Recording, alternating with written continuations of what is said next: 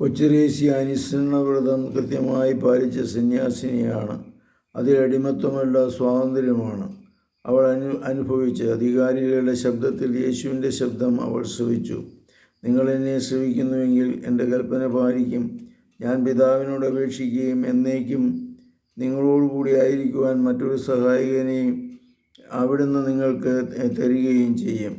ഈ വചനങ്ങളുടെ അർത്ഥം വ്രതജീവിതത്തിൽ മനസ്സിലാക്കി കൊച്ചുറേസ്യ ഗോൺസാഗ അമ്മയോട് പറയുകയാണ്, ഹായ് എൻ്റെ അമ്മേ, അനുസരണവ്രതമായി വാഗ്ദാനം ചെയ്തതുകൊണ്ട് എന്തെല്ലാം അസ്വസ്ഥതകളിൽ നിന്നാണ് നാം വിമുക്തമാകുന്നത്. സരളതയുടെ സന്യാസിനികൾ എത്രയോ ഭാഗ്യവാന്മാർ. അധികാരികളുടെ മനോഗതം മാത്രമാണ് അവരുടെ കാന്തസൂചി. തങ്ങൾ ചരിക്കുന്നത് നേർവഴിയിലൂടെയാണെന്ന് അവർക്കെപ്പോഴും ഉറപ്പുണ്ട്.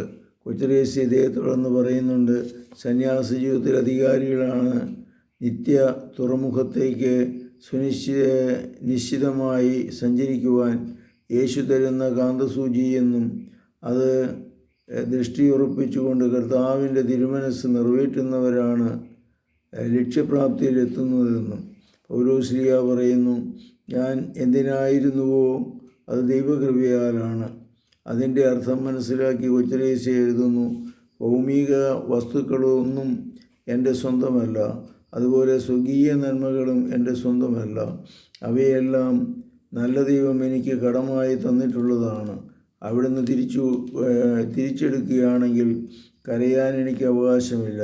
ആകയാൽ ലൗകിക വസ്തുക്കളെ പോലെ തന്നെ ആത്മാവിൻ്റെ ഹൃദയത്തിൻ്റെയും ഗുണവിശേഷങ്ങളും സ്വന്തമല്ലെന്ന് ഗ്രഹിക്കുവാനുള്ള അനുഗ്രഹം യേശു എനിക്ക് നൽകിയിട്ടുണ്ടെന്ന് ഇപ്പോൾ പറയാൻ കഴിയും.